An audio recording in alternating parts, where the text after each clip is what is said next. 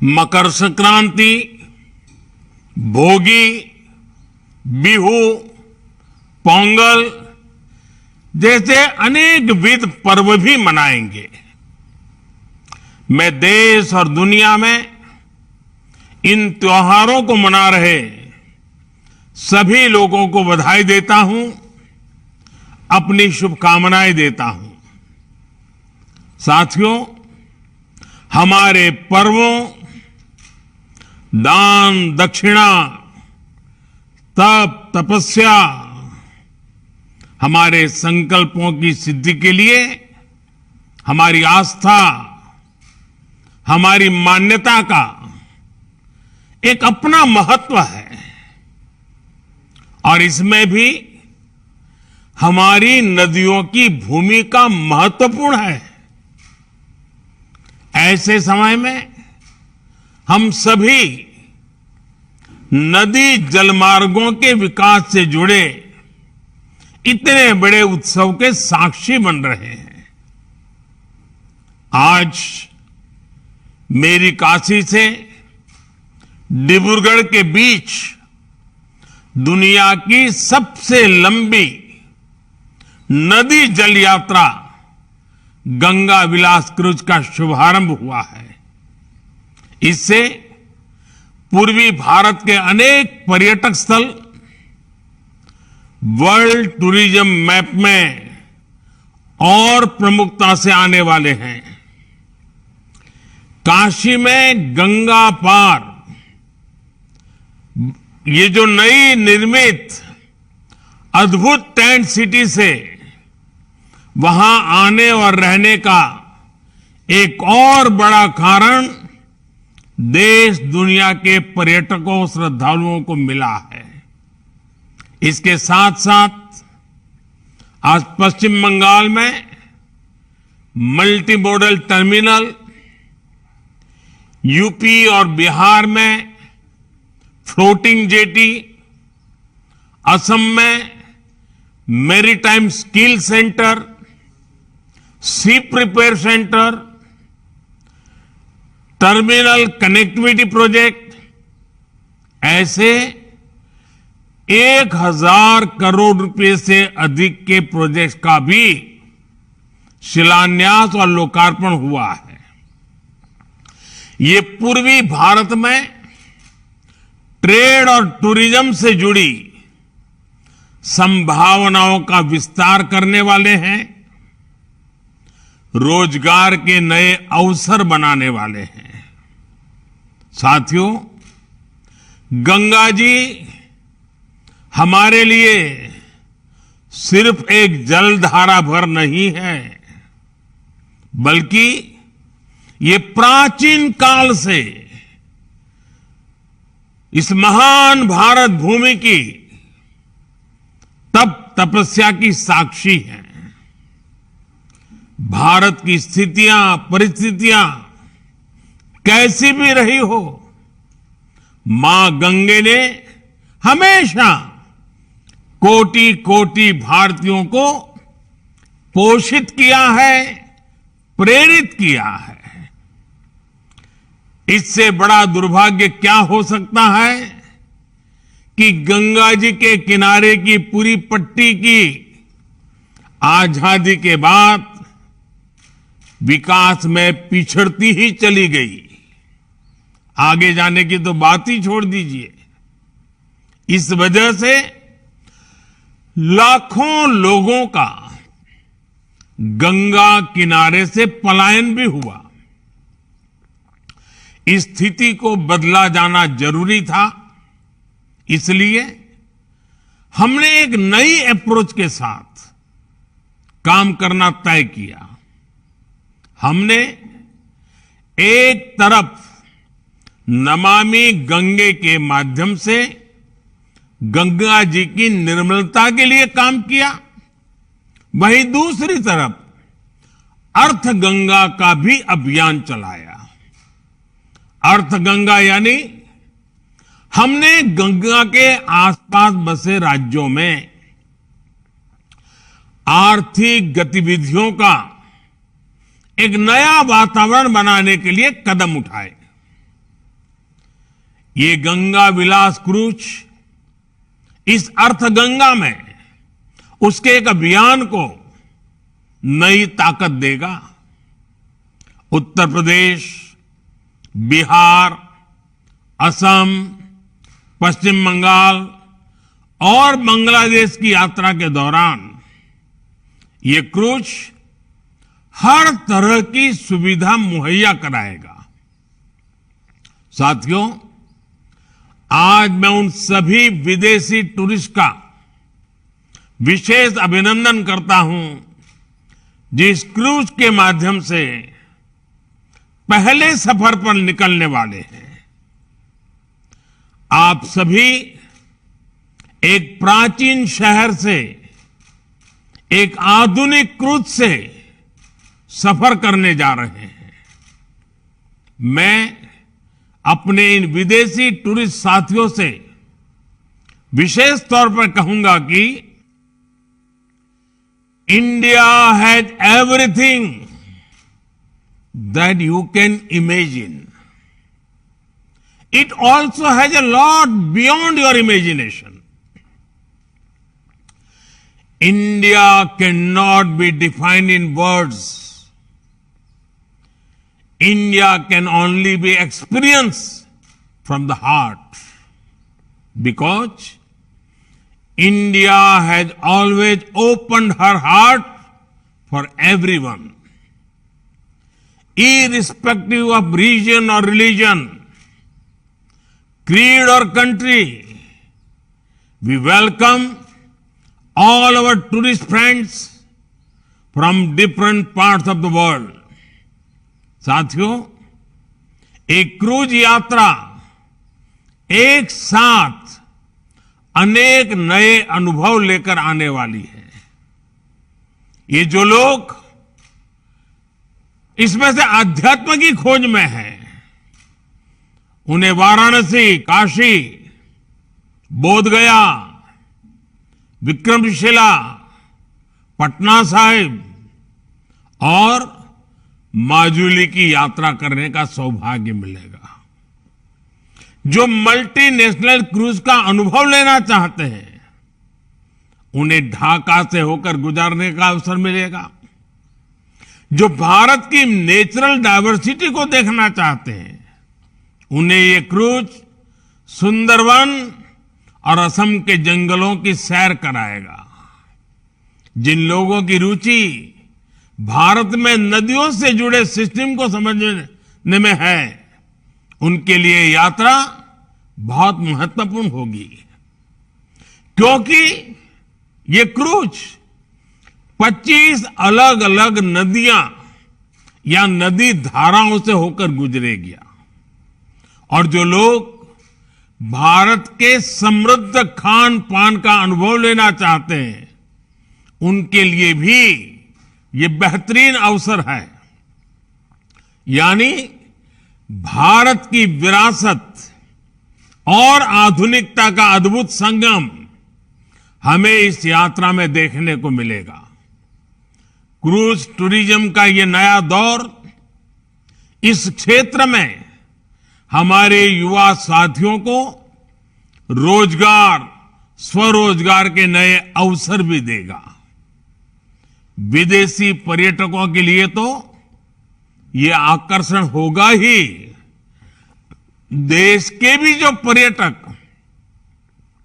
पहले ऐसे अनुभवों के लिए विदेश जाते थे, वे अब पूर्वी भारत का रुख कर पाएंगे। ये क्रूज जहां से भी गुजरेगा, वहां विकास की एक नई लाइन तैयार करेगा।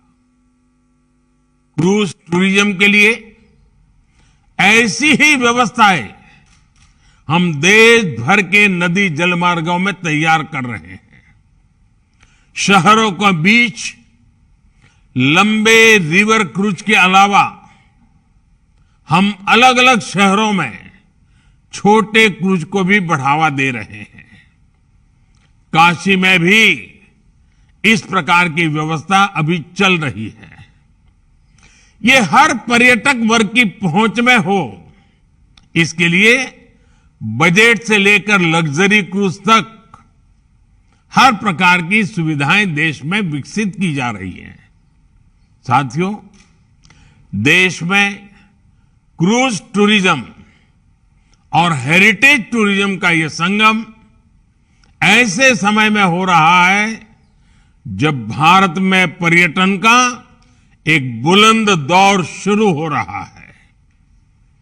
भारत की वैश्विक भूमिका जैसे जैसे बढ़ रही है, वैसे वैसे भारत को देखने, भारत को जानने और भारत को समझने की उत्सुकता भी बढ़ रही है।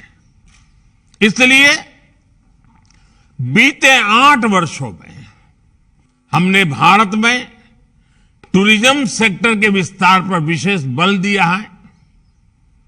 हमने अपने आस्था के स्थानों, तीर्थों, ऐतिहासिक स्थलों के विकास को भी प्राथमिकता बनाया है। काशी नगरी तो हमारे इन प्रयासों की साक्षात साक्षी बनी है। आज मेरी काशी की सड़कें चौड़ी हो रही हैं, गंगा जी के घाट स्वच्छ हो रहे हैं।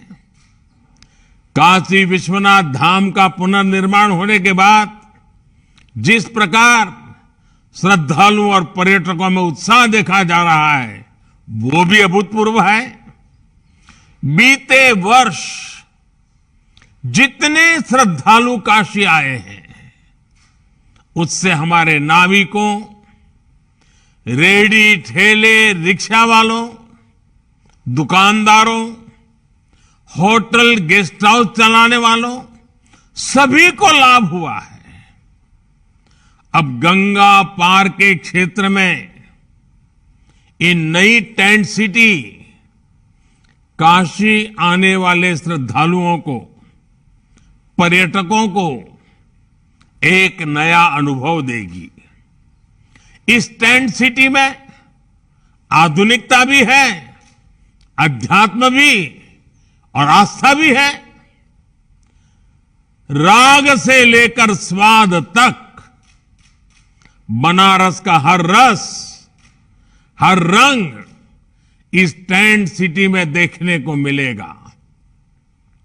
साथियों, आज का ये आयोजन 2014 के बाद से देश में जो नीतियां बनी, जो निर्णय हुए, जो दिशा तय हुई, उसका प्रतिबिंब है। 21वीं सदी का ये दशक भारत में इंफ्रास्ट्रक्चर के कायाकल्प का दशक है। इस दशक में भारत के लोग आधुनिक इंफ्रास्ट्रक्चर की जो तस्वीर देखना जा रहे हैं, जिसकी कल्पना तक किसी जमाने में मुश्किल थी, चाहे घर, टॉयलेट, बिजली, पानी, कुकिंग गैस, शिक्षण संस्थान और अस्पताल जैसा सामाजिक इंफ्रास्ट्रक्चर हो, डिजिटल इंफ्रास्ट्रक्चर हो, या फिर रेलवे, हाईवे, एयरवे और वाटरवे जैसा फिजिकल कनेक्टिविटी, इनसे जुड़ा हुआ इंफ्रास्ट्रक्चर हो। ये आज भारत के तेज विकास का, विकसित भारत के निर्माण का सबसे मजबूत स्तंभ है। सबसे चौड़े हाईवे, सबसे आधुनिक एयरपोर्ट, आधुनिक रेलवे स्टेशन, सबसे ऊंचे और लंबे पुल, सबसे ऊंचाई पर बनने वाली लंबी टनल से नए भारत के विकास का प्रतिबिंब हम सब अनुभव करते हैं। इसमें भी नदी जलमार्ग भारत का नया सामर्थ्य बन रहे हैं। साथियों, आज गंगा विलास क्रूज की शुरुआत होना भी एक साधारण घटना नहीं है। जैसे कोई देश जब अपने दम पर सैटेलाइट को अंतरिक्ष में स्थापित करता है तो वो उस देश की तकनीकी क्षमता को दिखाता है। वैसे ही 3200 किलोमीटर से ज्यादा लंबा ये सफर भारत में इनलैंड वाटरवे के विकास, नदी जलमार्गों के लिए बन रहे आधुनिक संसाधनों का एक जीता जागता उदाहरण है। 2014 से पहले देश में वाटरवे का थोड़ा बहुत ही उपयोग होता था। ये हाल तब था जब भारत में वाटरवे के माध्यम से व्यापार का हजारों साल पुराना इतिहास था। 2014 के बाद से भारत अपनी इस पुरातन ताकत को आधुनिक भारत के ट्रांसपोर्ट सिस्टम की बड़ी शक्ति बनाने में जुटा है। हमने देश की बड़ी नदियों में नदी जलमार्गों के विकास के लिए कानून बनाया है, विस्तृत एक्शन प्लान बनाया है। 2014 में सिर्फ 5 राष्ट्रीय जलमार्ग देश में थे। आज 24 राज्यों में 111 राष्ट्रीय जलमार्गों को विकसित करने पर काम हो रहा है। इनमें से लगभग 2 दर्जन जलमार्गों पर सेवाएं अभी चल रही है। 8 वर्ष पहले तक सिर्फ 30 लाख मैट्रिक टन कार्गो ही नदी जलमार्गों से ट्रांसपोर्ट होता था। आज ये कैपेसिटी 3 गुना से भी अधिक हो चुकी है। नदी जलमार्गों का इस्तेमाल करने वाले लोगों की संख्या भी लगातार बढ़ रही है। इसमें भी गंगा पर बन रहा ये नेशनल वाटरवे पूरे देश के लिए एक मॉडल की तरह विकसित हो रहा है। आज ये वाटरवे ट्रांसपोर्ट, ट्रेड और टूरिज्म तीनों के लिए एक महत्वपूर्ण माध्यम बन रहा है। साथियों, आज का ये आयोजन पूर्वी भारत को विकसित भारत का ग्रोथ इंजन बनाने में भी मदद करेगा। पश्चिम बंगाल के हल्दिया में आधुनिक मल्टी मॉडल टर्मिनल वाराणसी को जोड़ता है। ये भारत बांग्लादेश प्रोटोकॉल मार्ग से भी कनेक्टेड है और नॉर्थ ईस्ट को भी जोड़ता है। ये कोलकाता पोर्ट और बांग्लादेश को भी कनेक्ट करता है। यानी ये यूपी, बिहार, झारखंड, पश्चिम बंगाल से लेकर बांग्लादेश तक व्यापार कारोबार को सुगम बनाने वाला है। इसी प्रकार जेटी और रोरो फेरी टर्मिनलों का भी नेटवर्क बनाया जा रहा है। इससे आना जाना भी आसान होगा, मछुआरों को, किसानों को भी सुविधा होगी। साथियों, क्रूज हो, कार्गो शिप हो, ये ट्रांसपोर्ट और टूरिज्म को तो बल देते ही है। इनकी सर्विस से जुड़ी पूरी इंडस्ट्री भी नए अवसरों का निर्माण करती है। इसके लिए जो स्टाफ चाहिए, जो स्किल्ड लोग चाहिए, उसके लिए भी ट्रेनिंग का प्रबंध आवश्यक है।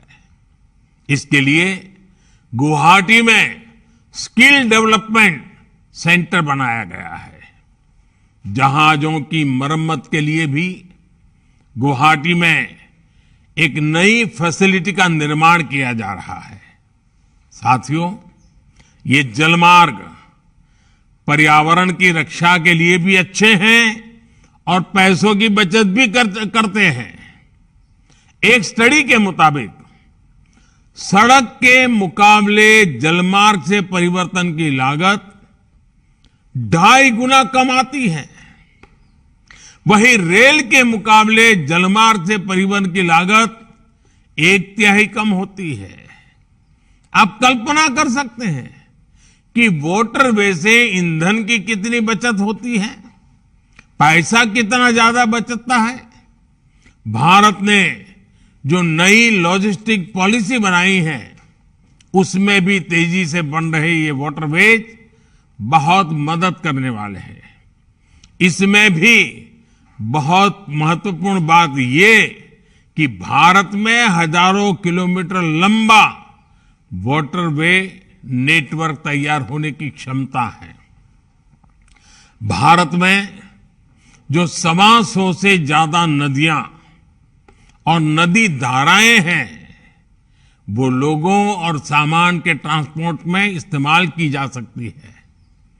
ये वाटरवे भारत में पोर्ट लेड डेवलपमेंट को भी बढ़ाने में मदद करेंगे। कोशिश यही है कि आने वाले वर्षों में वाटरवेज, रेलवेज और हाईवेज का मल्टी मॉडल आधुनिक नेटवर्क भारत में बने। हमने बांग्लादेश और अन्य देशों के साथ समझौते भी किए हैं, जिससे नॉर्थ ईस्ट की वाटर कनेक्टिविटी भी सशक्त हो रही है। साथियों, विकसित भारत के निर्माण के लिए सशक्त कनेक्टिविटी आवश्यक है। इसलिए हमारा ये अभियान निरंतर चलता रहेगा।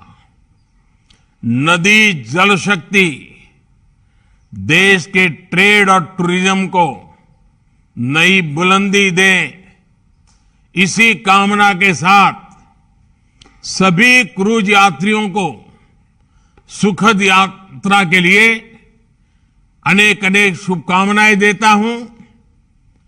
आप सबको बहुत बहुत धन्यवाद।